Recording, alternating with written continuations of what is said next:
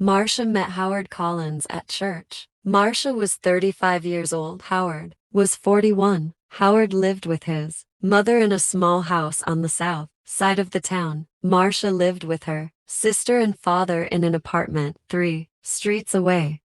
Marcia did not work. Her father, George Grant, was ill and never left the apartment. He stayed in bed most of the time and always needed somebody with him. So Marcia stayed at home with her father and only went out when her sister, Karen, was in the house.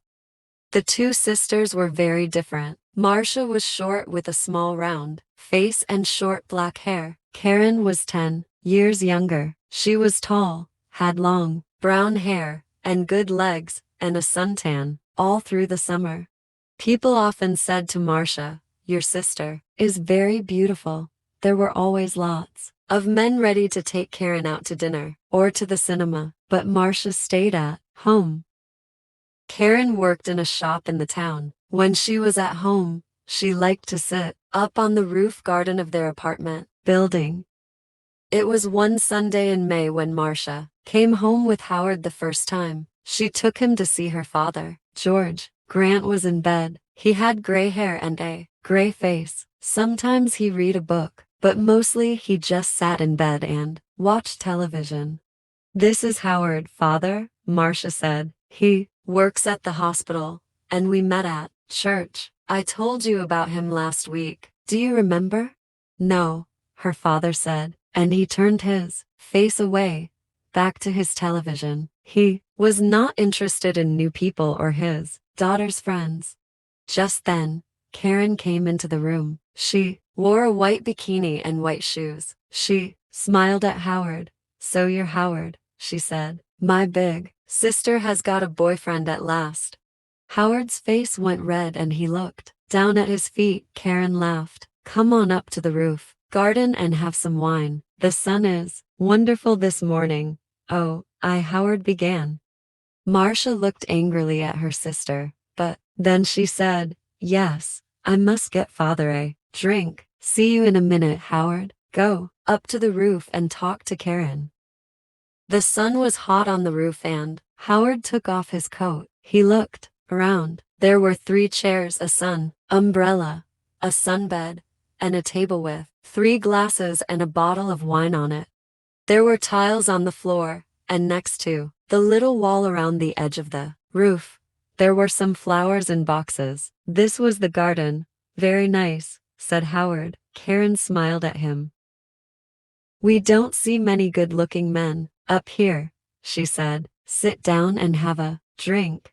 Howard's face went red again. He gave a shy little laugh. "Oh, thank you," he said. He tried not to look at Karen's long, suntanned legs, but it was not easy. "I come up here all the time when it's sunny," Karen said. She began to put suntan oil on her arms and legs. Howard watched. Then Marcia arrived, and the 3 of them sat in the sun and drank wine. Marcia looked at Howard with love in her eyes. She did not look at Karen. Karen watched them. Her eyes went from her sister to Howard, and back again to her sister. She smiled.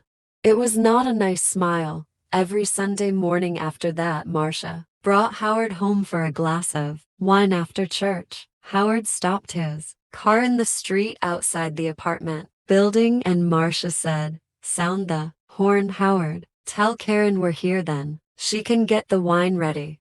So Howard gave 3 little toots on his car horn. On sunny days, Karen always came to the wall at the edge of the roof and looked over to wave at them. Then, she went to get the wine. She always wore her bikini or a very short skirt. Marcia never wore short skirts or a bikini. "My legs are too fat for bikinis," she told Howard. "Your legs are very nice," he said shyly. One day in June, Karen asked Howard, "What time do you finish work, Howard?" "About 6 o'clock, he said. "Could you bring me home after work?" Karen said, "My shop's very near the hospital. You drive right past it, and you only live 3 streets away from us."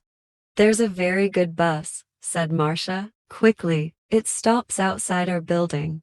But the bus is so slow." Karen said, Please, Howard? Howard looked from one sister to the other. Oh, well, yes. All right then, he said.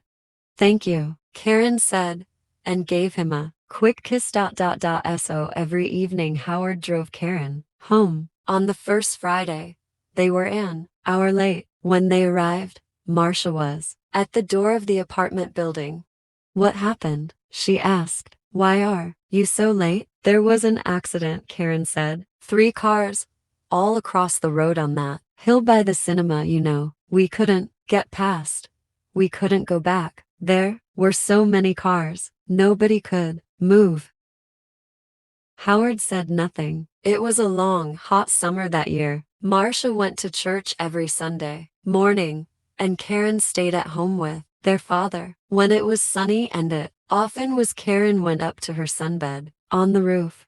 When Marcia went up to the roof garden, she always sat under the umbrella, but Karen put on lots of suntan oil and sat in the sun in her bikini.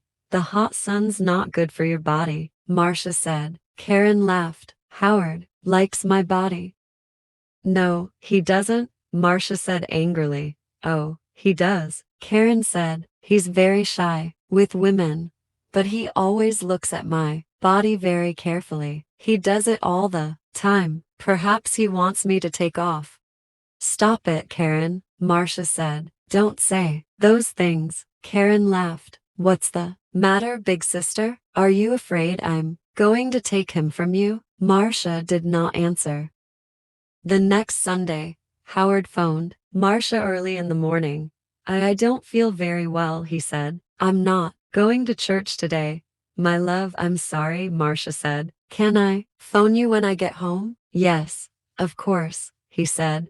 I can't phone before 1 o'clock, Marcia said. I'm going to be late back because there's a meeting after church. Something about Africa, I think. Oh yes, I remember, Howard said.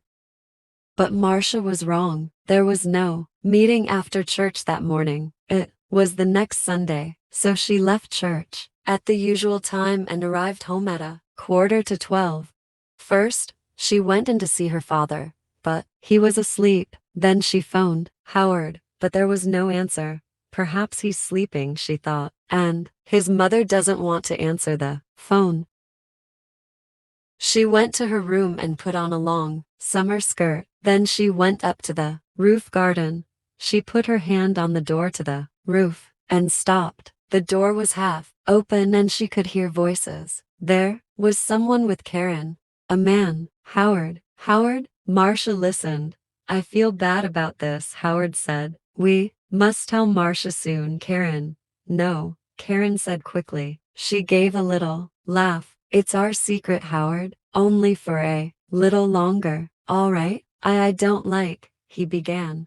But you do love me, Howard, Karen said. Not Marcia. Say you love me, please. Marcia suddenly felt cold. You know I do, Howard answered. But Karen kissed him. It's our little secret. Oh, is your car outside, my love? We don't want Marcia to see it. I didn't bring my car, Howard said. I walked here.